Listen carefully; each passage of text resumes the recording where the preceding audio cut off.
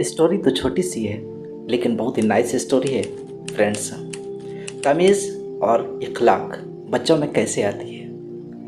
क्या सिर्फ लाखों रुपए खर्च करने से जो इल्म हासिल किया जाए उससे तमीज़ और इखलाक बच्चे में आ जाएगा?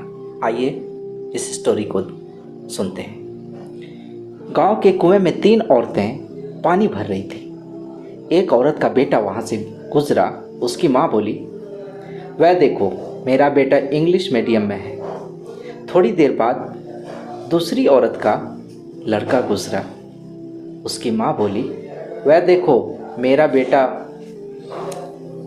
बीएससी में है। मतलब कि एक का बेटा तो इंग्लिश मीडियम में पढ़ रहा है और दूसरी औरत का बेटा है कि बीएससी कर रहा है।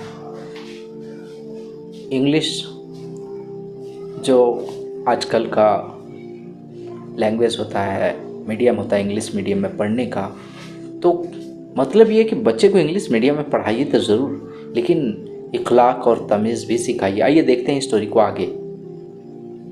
वह देखो मेरा बेटा बीएससी में है। तीसरी औरत का बेटा वहाँ से गुजरा।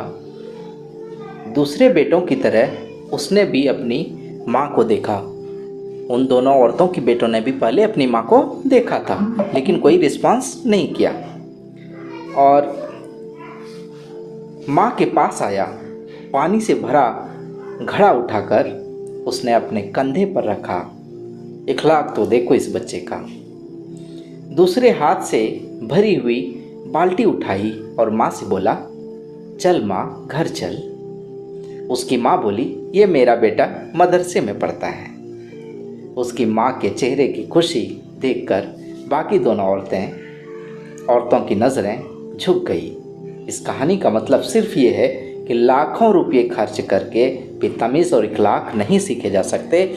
लेकिन फ्रेंड्स, इस कहानी का मतलब ये बिल्कुल ना लें, स्टोरी का मतलब ये ना लें कि इंग्लिश मीडियम में बच्चे को नहीं पढ़ाया जाए, बीएससी नहीं कराया जाए, डॉक्टर इंजीनियर नहीं बनाया जाए। बिल्कुल आप डॉक्टर इंजीनियर बनाइए, इंग्लिश मीडियम में पढ़ाइए बच्चे को, बट बच्चे में तमीज़ और इखलाक का होना भी बहुत ज़रूरी है। ये तीसरी जो औरत थी उनके बेटे ने जिस तमीज़ और इखलाक का मुज़ाहिरा किया वो काबिल तारीफ़ है। शुक्रिया।